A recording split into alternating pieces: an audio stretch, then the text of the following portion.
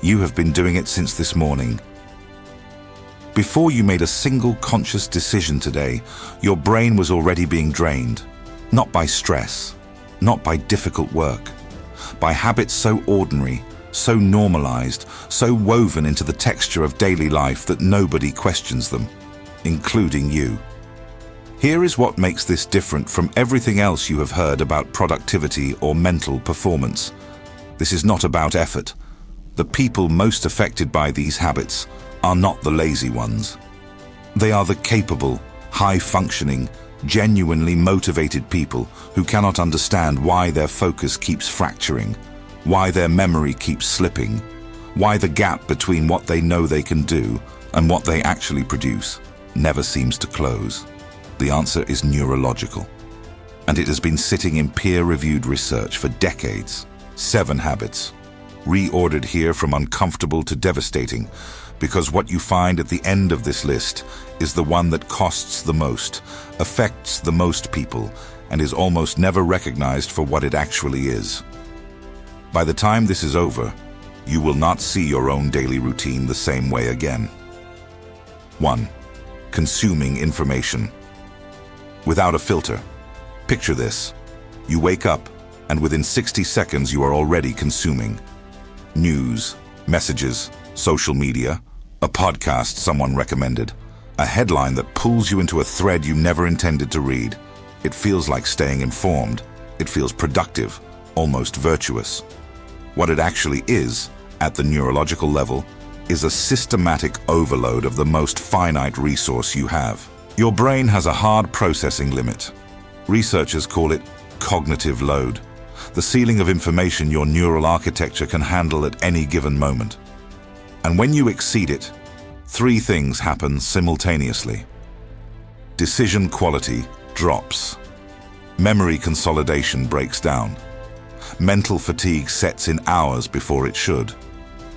A landmark study from Stanford University found that heavy media consumers, people who habitually intake multiple streams of information, showed significantly reduced ability to filter irrelevant data, switch between tasks efficiently, and retain what they had just learned.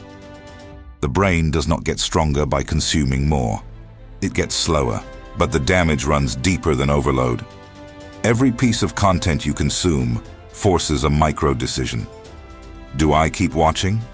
Is this worth my time? Do I click?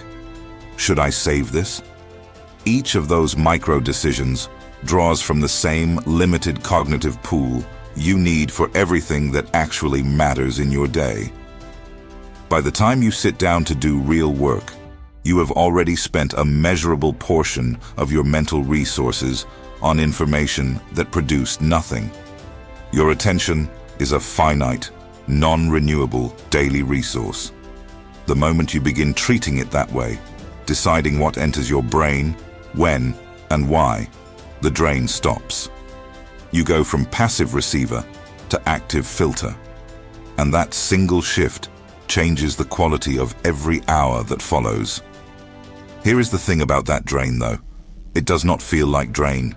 It feels like normal, which is exactly why the next habit has been sabotaging high-performing people for decades without anyone naming what it actually is. 2. Perfectionism. You have a project that matters to you, something that is connected to your ambitions, your reputation, something real. And you have been working on it, refining, adjusting, second-guessing, revisiting. It is almost ready. It has been almost ready for weeks. This is not high standards. This is your amygdala running a threat protocol.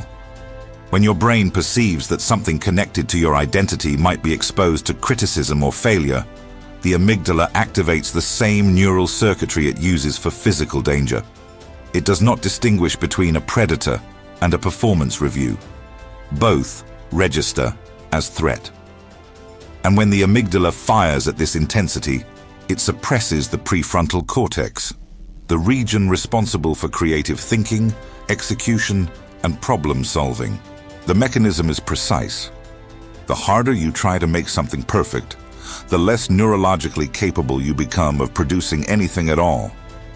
Dr. Brené Brown's research at the University of Houston documented this pattern across thousands of participants. Perfectionism is not the path to excellence. It is the neural architecture that prevents excellence from ever being reached, because excellence requires iteration, and iteration requires the willingness to release imperfect work and learn from it. The people who produce the most significant work are not the ones who wait until it is perfect. They are the ones who have trained themselves to ship at 80% and improve in public. The gap between 80% done and 100% imagined is where most human potential quietly disappears. And here is what nobody tells you about that gap. It does not shrink with more time. Left unaddressed, it widens, because every hour spent refining beyond usefulness reinforces the neural pathway that says releasing is dangerous. The habit compounds. The paralysis deepens. What breaks the loop is not motivation. It is understanding that the discomfort you feel before releasing imperfect work is not a signal that the work needs more time. It is a signal that your amygdala has confused creative risk with physical threat. Now, if perfectionism is draining your creative output from the inside, what is happening on the outside, in the device in your hand, is something entirely different, and in some ways, significantly more engineered. 3. Checking notifications constantly. You are in the middle of something, real, focused, productive work, and then a notification. You check it. It is nothing significant. You return to what you were doing. What just happened in your brain took 23 minutes to reverse. That is not an estimate. That is the finding of a peer-reviewed study from the University of California, Irvine. 23 minutes to fully recover the level of cognitive focus you had before a single interruption. And the same research found that most people interrupt themselves every 3 to 5 minutes when a device is nearby, even without receiving a notification. Just the physical proximity of the phone reduces available cognitive capacity, because part of your neural bandwidth is permanently allocated to monitoring it. But the damage is not just about interruption. It is about what the notification system is doing to your dopamine architecture. Dopamine is not the pleasure chemical. That is one of the most pervasive misconceptions in popular neuroscience. Dopamine is the anticipation chemical. It is released not when you receive the reward, but when your brain predicts that a reward might be coming. The notification triggers the dopamine hit before you even know what the notification contains. The possibility is enough.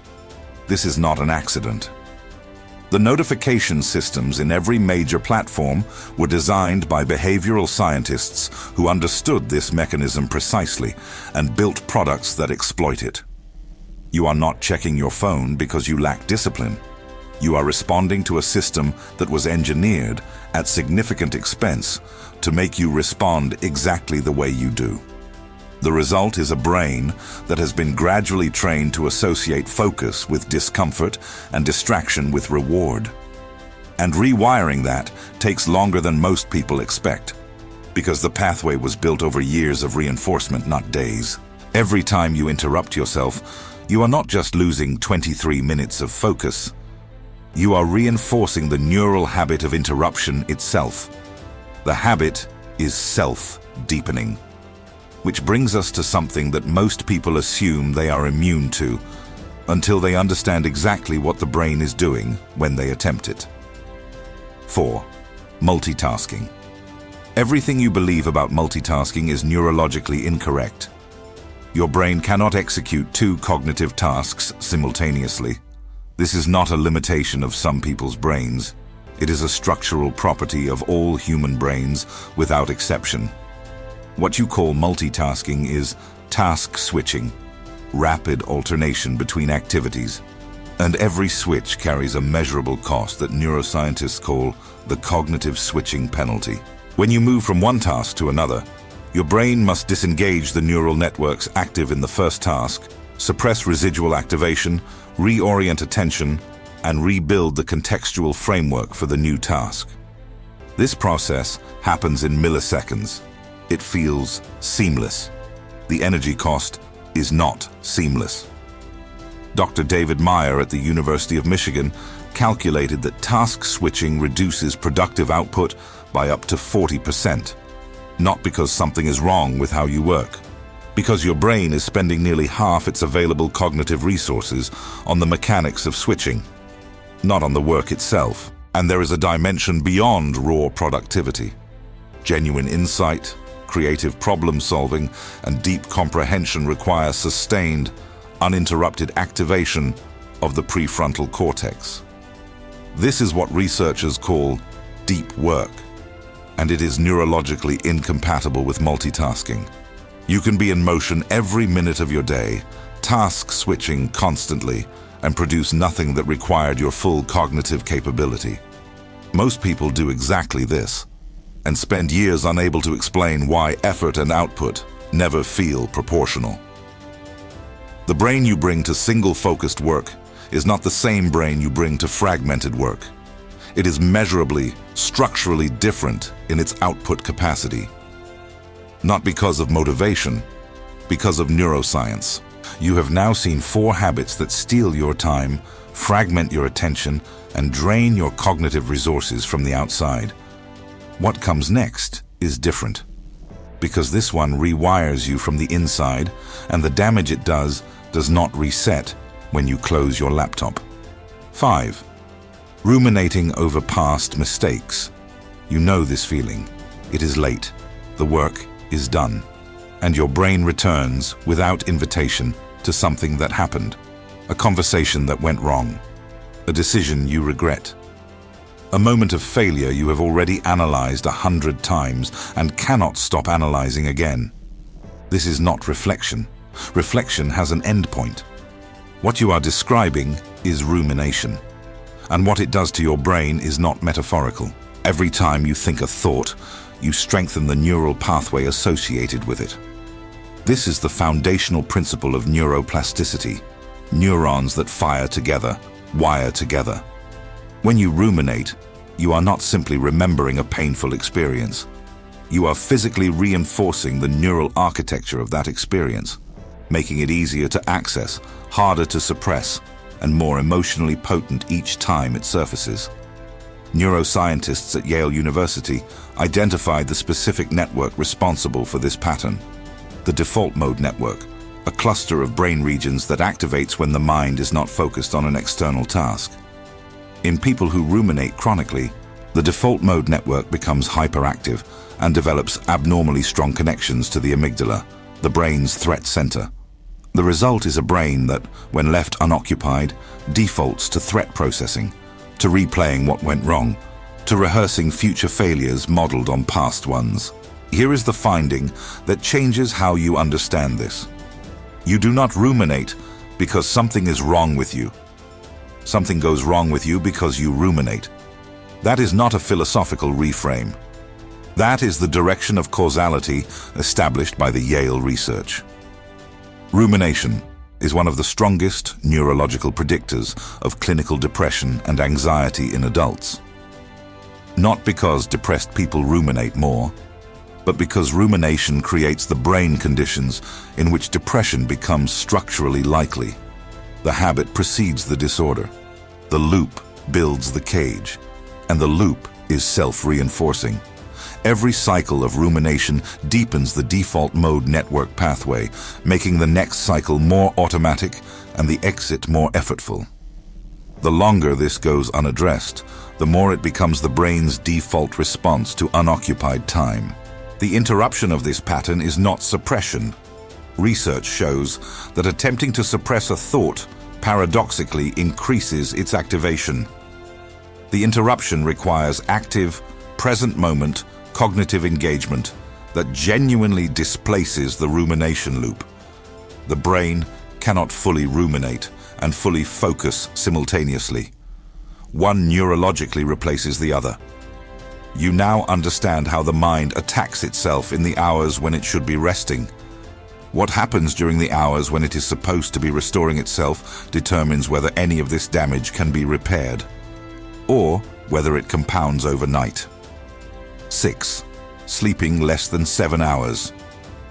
You have heard this before: sleep more. Everyone says it.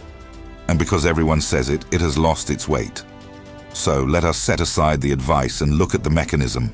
During sleep, your brain performs memory consolidation, the biological process by which information encoded during the day is transferred from short-term neural storage to long-term memory. Without adequate sleep, this transfer is incomplete. The material you worked to learn, the skills you practiced, the decisions you processed, they degrade rather than integrate. The effort was real.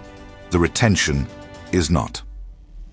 Dr. Matthew Walker at the University of California, Berkeley, documented something more specific. A single night of sleeping less than 6 hours impairs cognitive performance to a degree that is statistically equivalent to being legally intoxicated. The critical detail is this: alcohol impairment is perceptible. Sleep deprivation impairs your ability to accurately assess your own impairment. You feel functional. The data says otherwise. During deep sleep, the brain activates the glymphatic system, a biological waste clearance mechanism that flushes toxic proteins from neural tissue, including amyloid beta, the compound associated with Alzheimer's disease.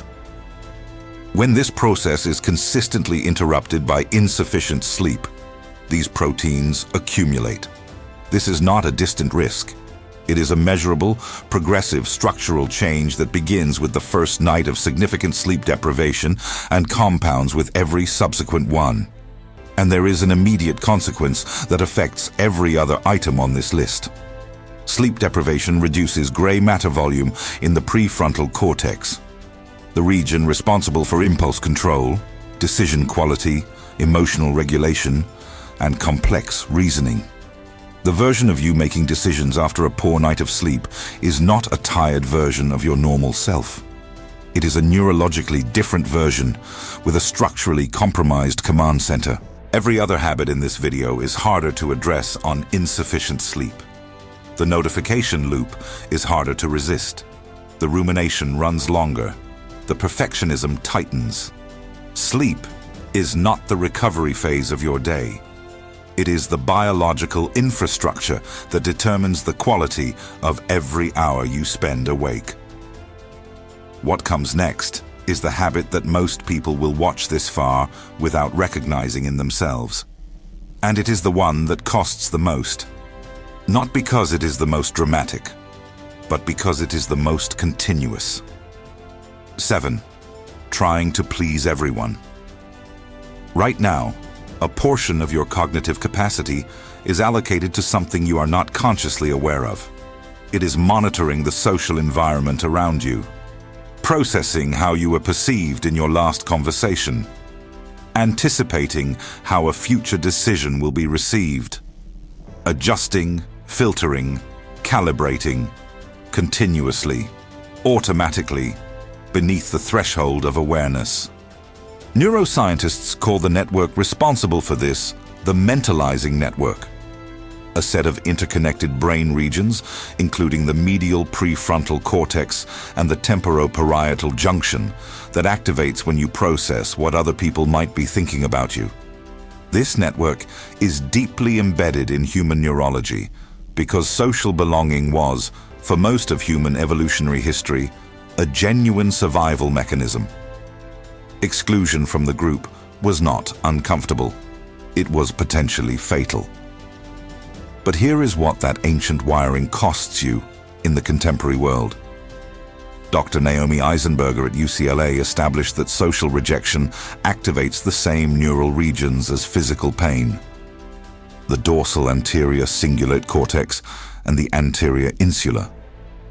When you are criticized, excluded, or disapproved of, your brain processes the experience using identical circuitry to the one it uses for a broken bone. The pain is neurologically real, not metaphorical, not sensitive, real. And when you organize your behavior around preventing that pain, when every decision, Every opinion, every action is filtered through the question of how it will be perceived. The mentalizing network runs continuously. It consumes cognitive resources that would otherwise be available for focus, creativity, problem-solving, and genuine self-direction. The people who spend the most cognitive energy trying to be liked are frequently the ones with the least bandwidth left to be exceptional. Read that again. Because it is not a motivational observation, it is a resource allocation problem. The brain cannot simultaneously optimize for external approval and internal performance. These are competing demands on the same finite system. When one is running at high capacity, the other is compromised. Dr. Mark Leary at Duke University described the self-esteem system as a neurological sociometer, a gauge that continuously monitors the social environment for signals of acceptance or rejection. When this system is calibrated to external approval, it requires constant input from others to maintain stability. Every social interaction becomes a data point. Every silence a potential signal. The monitoring never stops because the approval is never permanent. When the system is calibrated to internal values instead, it becomes self-sustaining. The cognitive resources previously allocated to social monitoring become available for everything else. Not because you stop caring about people, because you have stopped outsourcing the stability of your own mind to their opinions of you. The shift from one calibration to the other is not a personality change. It is a neurological reallocation. And it begins with the recognition that the attention you spend managing how others see you is attention that is unavailable for becoming someone genuinely worth seeing. 7 habits. Each one ordinary. Each one invisible in its damage. Each one backed by research that has been available for years, while the habits continued, unexamined, in the daily lives of people who would never have chosen them if they had understood what they were choosing. The pattern underneath all 7 is the same. Your brain evolved for a world that no longer exists. Slower, quieter, smaller. The habits in this video are not character flaws. They are the predictable result of a profoundly capable biological system being asked to operate in conditions it was never designed for, without a map of its own mechanics. You now have part of that map. What you do with it begins with a single question. Which of these 7 is costing you the most right now? Not the most interesting one, the most expensive one. The one that, if you traced its effects through your last month, explains the most about the gap between what you are capable of and what you are currently producing. That is the one to address first. Not because the others do not matter, because the brain changes more durably through focused, sequential intervention than through wholesale simultaneous overhaul. 1 habit. Understood at the level of mechanism, given enough time to rewire. The science is not ambiguous. The architecture of a sharper, more focused, more capable mind is documented, mapped, and available. The only variable that remains is whether the understanding you leave with today becomes the beginning of something different, or one more thing you knew and did not use. Think carefully. Your brain is listening.